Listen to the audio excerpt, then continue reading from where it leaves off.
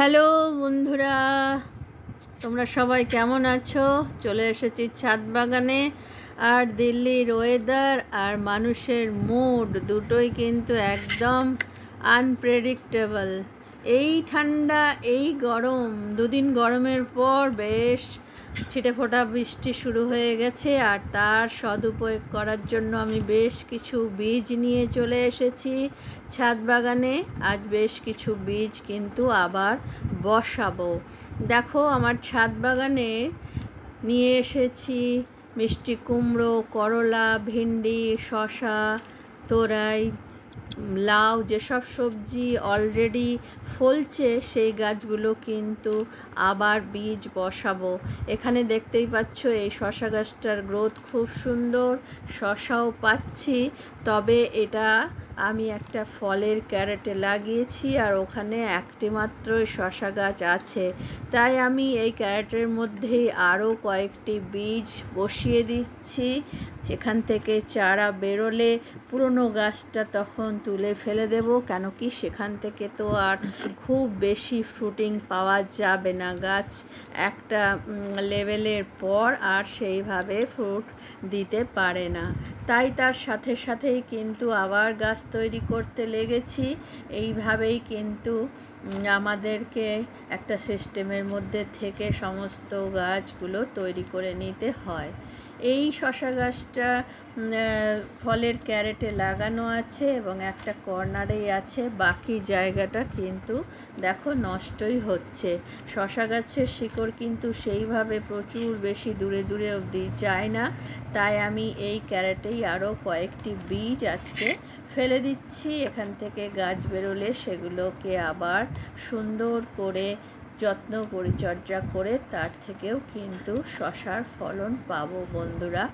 দেখা যাক বীজগুলো অঙ্কুরিত হয় কি না। গরম ঠান্ডা দুটোই চলছে একই সাথে।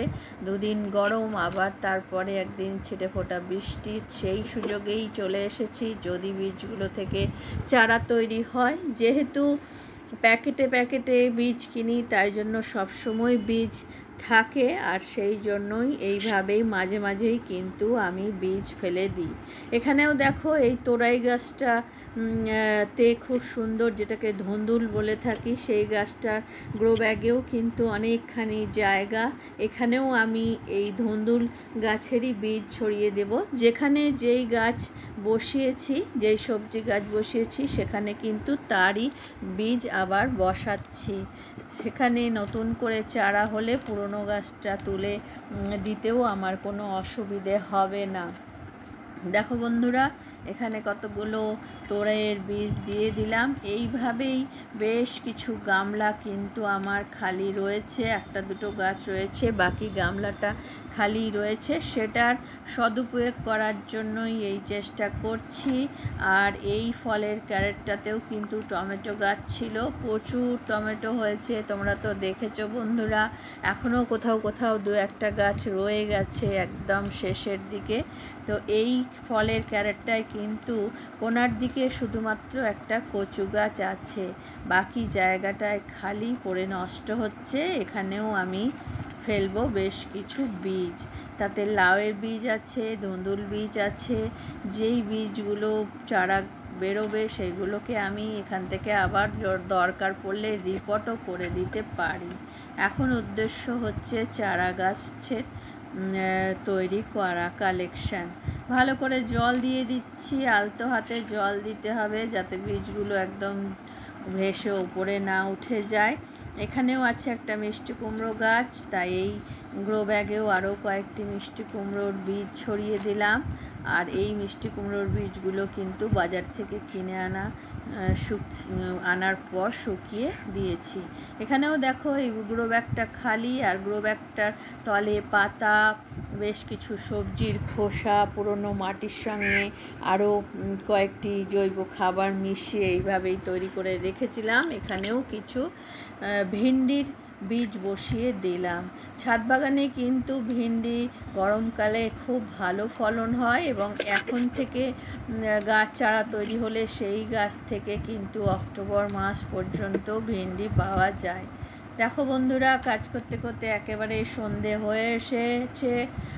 আজকের মতো তো কাজ এখানেই শেষ করতে হবে। আবার চলে আসবো, বাকি কাজটা করে তোমাদের দেখাবো। আর এই যে তোমরা দেখেছিলে দুদিন আগে তরমুজের খোসা এবং অ্যালোভেরার খোসা ভিজিয়ে রেখেছিলাম, সেই তরল সারটা কিন্তু তৈরি হয়ে গেছে। দেখো, এইভাবে মিশ্রণটাকে জলের সাথে মিলিয়ে প্রত্যেকটা গাছে এইভাবে দিয়ে দেব।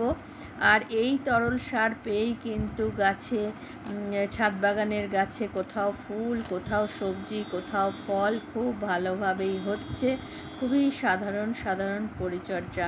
এখানে কিছু গ্রো ব্যাগ বর্ষার সবজি লাগাবো বলে ভর্তি করছি। দেখো, শুকনো পাতা, সবজির খোসা সব এইভাবে লেয়ার বাই লেয়ার দিয়ে ঠিক বর্ষার আগে কিন্তু গ্রো ব্যাগগুলোকে আমি ভর্তি করে নেব। এখানেও দেখো, লাউ গাছে, প্রত্যেকটি লাউ গাছে কিন্তু লাউ হচ্ছে বন্ধুরা, তোমাদেরকে সেটাও দেখাবো। শুধুমাত্র একটি গাছেই লাউ হচ্ছে তাই নয়, এবং আমার ছাদ বাগানে কিন্তু অনেকগুলো লাউ গাছও আমি লাগিয়েছি।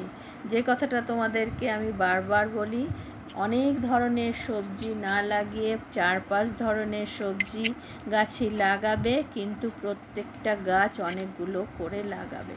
এই দেখো, আমার ছাদ বাগানের ভেন্ডি গাছ, মোটামুটি 10টা মতো ভেন্ডি গাছ আমি তৈরি করতে পেরেছি। এই গ্রো ব্যাগ, এই গামলাটাতেই অনেকগুলো ভেন্ডি গাছ আছে। আরও কতকগুলি ভেন্ডি গাছের চারা যদি তৈরি করতে পারি, তাহলে কিন্তু ছাদ বাগান থেকে আমার ঘরের জন্য লাগাতার ভেন্ডি আমি পেয়ে যাব।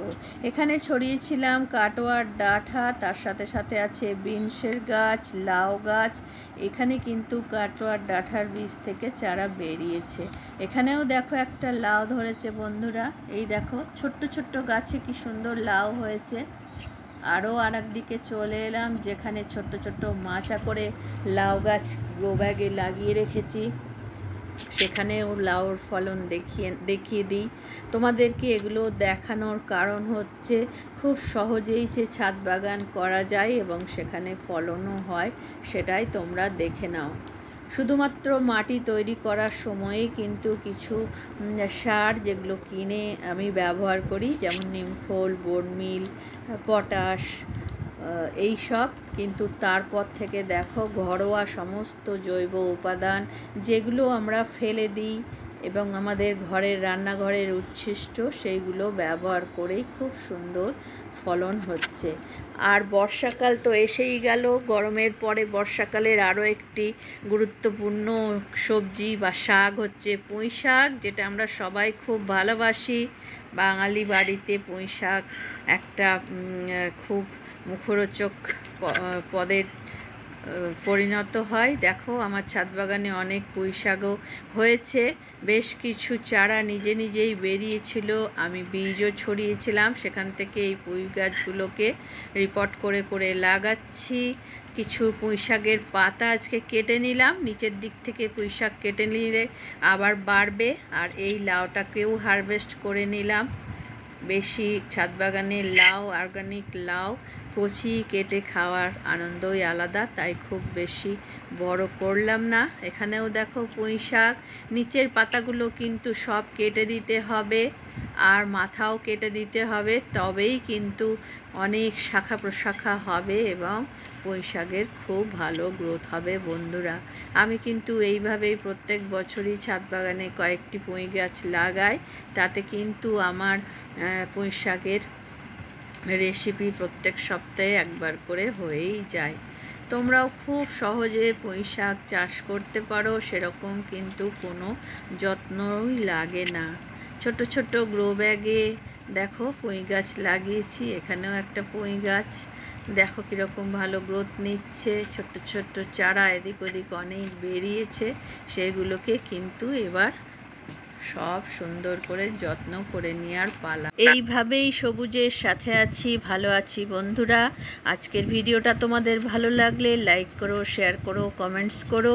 নতুন বন্ধুদের অনুরোধ রইল আমার চ্যানেলটিকে সাবস্ক্রাইব করার জন্য। যারা এখনও অবধি একটিও গাছ লাগাওনি, তারা একটি হলেও গাছ লাগাও। ভালো থাকো, টাটা।